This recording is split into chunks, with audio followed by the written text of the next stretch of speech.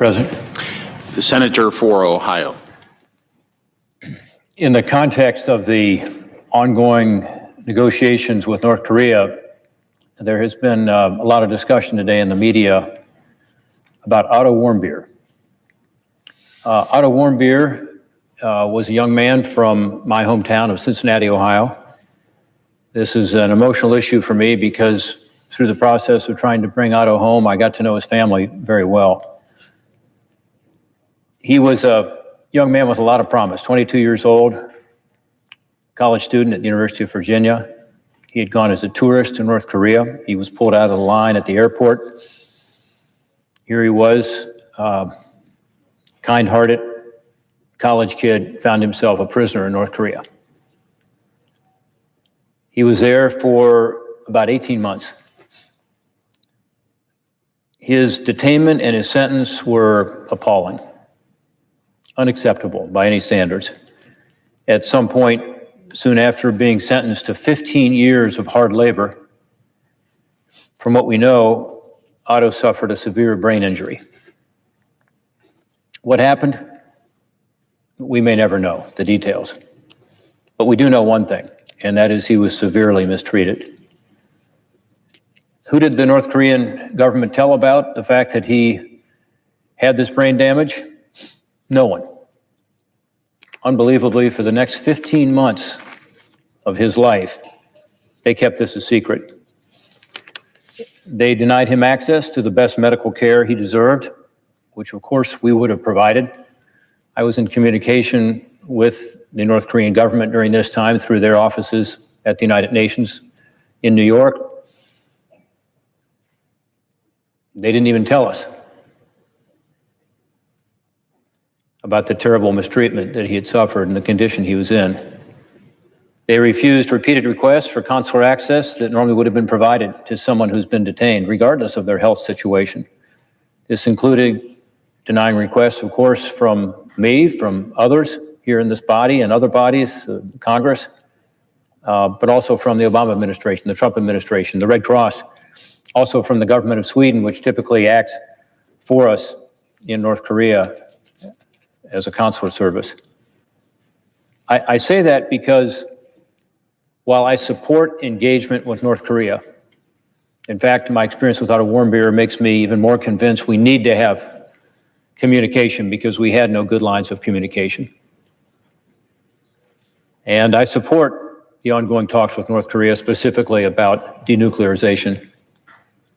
I want to make clear that we can never forget about Otto. His treatment at the hands of his captors was unforgivable, and it tells us a lot about the nature of the regime. We can't be naive about what they did to Otto, about the brutal nature of the regime that would do this to an American citizen. And of course, it's not just about Otto or other visitors, it's about how the people of North Korea are treated, many of whom also have had their human rights violated. No one should have to go through what the Warmbier family has gone through. They have been incredibly strong, by the way, through this whole ordeal. I've watched them channel their grief into something constructive, exposing some of the human rights abuses in North Korea as an example. Throughout this ordeal, I have stood with Fred and Cindy, their entire family. I will continue to. But I also want to say today, as we discuss these broader issues with North Korea, let's keep Otto Warmbier at the front of our minds. Let's be sure that he is high on our agenda and in our consciousness as we deal with North Korea. And again, understanding, because of our experience with Otto, the brutal nature of this regime. Mr. President, I'd like in a different place in the congressional record now to talk about Permanent Subcommittee on Investigations hearing we had today. I'm here today to talk about China and the impact it is having on the U.S. education system. I chair the Permanent Subcommittee on Investigations, which is a subcommittee of the Homeland Security and Governmental Affairs Committee. My colleague, Tom Carper, on the other side of the aisle is the ranking member. We work together on bipartisan, I would even say nonpartisan investigations. We've had success in working on the opioid crisis, coming up with legislation to stop the fentanyl from coming through the mail, the deadliest of all the drugs. We've also had success in pushing back against human trafficking, leading to actually shutting down the website that trafficked more women and children than any other one, Backpage.com. And today we looked at something that is also very important for our country, and that is understanding better how these Confucius Institutes work. We issued a bipartisan report today talking about how there is a lack of transparency in how American colleges and universities manage their Confucius Institutes. These are located at more than 100 colleges and universities around the country. These institutions in America have received more than $150 million in support from the government of China for these Confucius Institutes since 2006.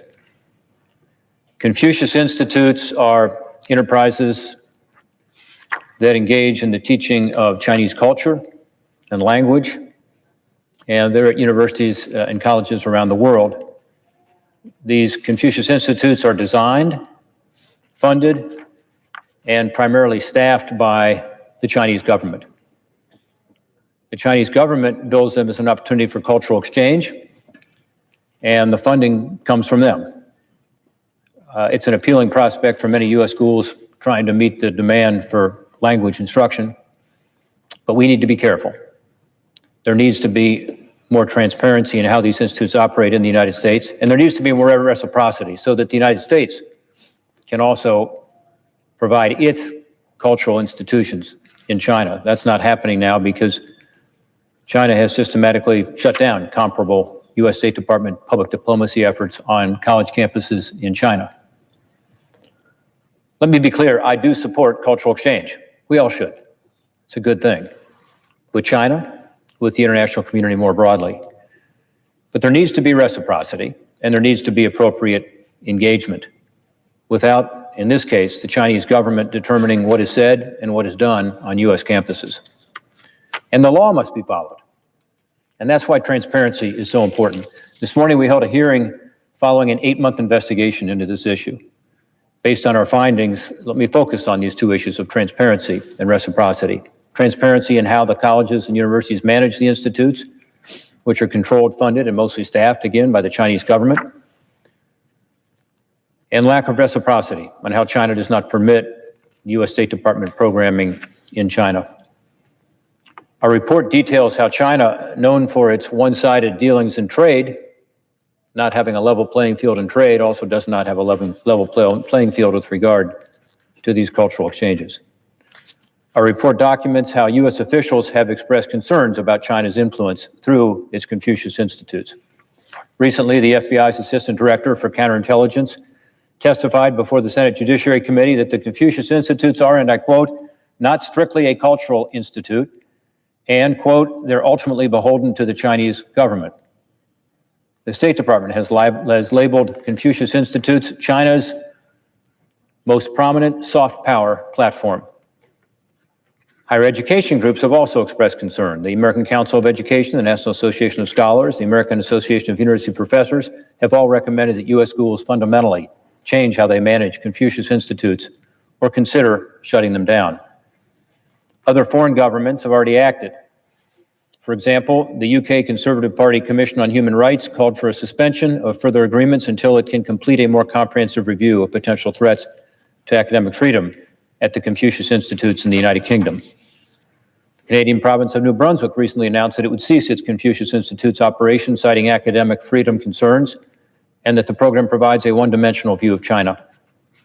Finally, an Australian state, South Wales, is currently reviewing the Confucius Institute program, citing that it could expose children to propaganda. These concerns are well-founded. Past statements by Chinese officials make it clear the purpose of Confucius Institutes. For example, in 2011, a former member of the Chinese government explained that, quote, the Confucius Institute is an appealing brand for expanding our culture abroad. It has made an important contribution toward improving soft power. The Confucius brand has a natural attractiveness. Using the excuse of teaching Chinese language everything looks reasonable and logical, end quote. The Director General of Confucius Institute headquarters has also commented on how the program controls messaging about controversial topics. She said in 2014, every mainland China teacher we send will say Taiwan belongs to China. We should have one China, no hesitation. So with regard to issues like Taiwan, like Tibet, like Tiananmen Square, the Confucius Institutes stay away from those issues that are considered controversial. We know that Confucius Institutes exist as one part of China's broader long-term strategy, but China has invested heavily in them, giving about $150 million to U.S. schools just in the last decade. China's other long-term initiatives is its Made in China 2025 plan, which is a push to lead the world in certain advanced technology manufacturing. The 1,000 Talents program is another state-run initiative designed to recruit Chinese researchers in the United States to return to China for significant financial gain, bringing with them the research knowledge gained at U.S. universities and companies. We plan on continuing to examine the U.S. government's responses to these issues as well. Confucius Institutes, by the way, do not stop at colleges and universities alone. China has also opened more than 500 Confucius classrooms at U.S. K-12 schools. In fact, the Confucius Classroom program is a priority for the Chinese government. A document obtained by the subcommittee during our investigation details a plan to expand Confucius classrooms by seeking, quote, top-down policy support from the state government, legislative, and educational institutions, with particular emphasis on access to the support from school district principals and superintendents. Over the last 8 months, we interviewed U.S. school officials, teachers, and Confucius Institute instructors. We also reviewed tens of thousands of pages of contracts, emails, financial records, and other internal documents obtained from more than 100 U.S. schools with either active or recently closed Confucius Institutes. Since our investigation started, more than 10 U.S. schools have announced they'll be closing their Confucius Institutes. We found that Chinese funding for Confucius Institutes comes with strings attached, strings that can compromise academic freedom. The Chinese government vets and approves all Chinese directors and teachers, events, research proposals, and speakers at U.S. Confucius Institutes. Chinese teachers sign contracts with the Chinese government pledging they will follow Chinese law and conscientiously safeguard China's national interests. Some schools actually contractually agree that both Chinese and U.S. law will apply at Confucius Institutes in the United States on their school campuses. Think about that for a second. American universities are agreeing to comply with Chinese law on their campuses. This application of Chinese law at these schools can result, of course, in exporting China's censorship of political debate and prevent discussion of politically sensitive topics. As such, numerous U.S. school officials told the subcommittee that Confucius Institutes were not the place to discuss topics like the independence of Taiwan, Tibet, or the Tiananmen Square massacre. Put simply, as one U.S. school administrator told our investigators, you know what you're getting when something is funded by the Chinese government. Investigators from the Government Accountability Office also spoke with U.S. school officials who acknowledged that hosting a Confucius Institute could limit events or activities critical of China, not just at the Confucius Institute, but also elsewhere on campus. In response to the growing popularity of Confucius Institutes, the United States initiated its own public diplomacy program in China through the State Department. The Chinese government has effectively shut it down. Since 2010, the State Department has provided $5.1 million in grant funding for 29 American cultural centers in China. Through this program, a U.S. school would partner with a Chinese school to set up a cultural center, which would enable Chinese students to better understand our country, our culture. The Chinese government stifled the program from the start. 7 of the 29 cultural centers, American cultural centers, never even opened. Of those that did open, they needed permission from their Chinese partner schools, sometimes including local Chinese Communist Party officials, just to hold events. Eventually, because of the obstacles, the State Department stopped funding the program altogether. There are 4 programs remaining. They're all going to be phased out entirely by this summer. We heard some very interesting testimony today from the State Department, testimony that details the academic environment in China that has made it impossible for us to have the kind of freedom that they enjoy over here. The State Department testimony aligns with the findings of our investigation. For example, while the State Department conducts various public diplomacy programs in China, the Chinese government has increasingly impeded access to some segments of Chinese society, including at schools and universities. All Chinese institutions, including universities, have a foreign affairs officer or a gatekeeper that is an internal governmental office that manages contact between non-Chinese entities and the institution. Any Chinese institutions that wish to interact with foreign government officials must obtain approval first from this gatekeeper. The State Department even told us that the Fulbright program, a prestigious and long-standing student exchange program, is impeded as Chinese authorities have prevented Chinese alumni of the Fulbright program from forming a Fulbright association, a standard practice in other countries. We even heard directly from an American educator who was detained by the Chinese police and questioned extensively about her involvement with the State Department grant. While the Department of State say they convey to the Chinese government that it expects reciprocal access for U.S. diplomats and our programs, it's not happening. And obviously more needs to be done. And while the State Department is mostly known for its overseas diplomatic efforts, it also has oversight responsibilities right here in the United States with regard to these Confucius Institutes. The State Department conducts field site reviews to ensure that foreign nationals who come to the United States on these exchange visitor programs have visas that are appropriate, that they're here for the stated reason. There are roughly 100 Confucius institutions at colleges and universities in America, yet the State Department's only conducted field visits to 2 of them. At those 2, they found serious problems. State revoked more than 30 visas for Chinese exchange visitors at the Confucius Institutes who were supposed to be working at the university that sponsored their visa, but instead were in the K-12 environment. State also discovered evidence of fraudulent paperwork and coaching that was a deliberate attempt to deceive investigators, according to the State Department. The Chinese director coached the Chinese teachers to tell the State Department they were working on research projects that they really weren't on the university's campus. State also told us it does not collect visa information specifically related to Confucius Institute, so we don't know how many Confucius Institute teachers there are or where they are. Again, they've only visited 2 schools out of 100, 2%. And in those, they found serious problems with regard to State Department's responsibilities on visas. Our investigation also identified failures at the Department of Education that have contributed to a lack of transparency and oversight of schools that take money from foreign governments. If a U.S. school receives more than $250,000 from a single foreign source in 1 year, it is required by law to report that data to the Department of Education, which in turn publishes it on its website. The Department of Education, however, has not issued any guidance on foreign gift reporting for 14 years, the same year that China opened its first Confucius Institute. And our investigation was able to find that 70% of the colleges and universities that should have reported receiving funds for Confucius Institute from China did not. 70% are out of compliance.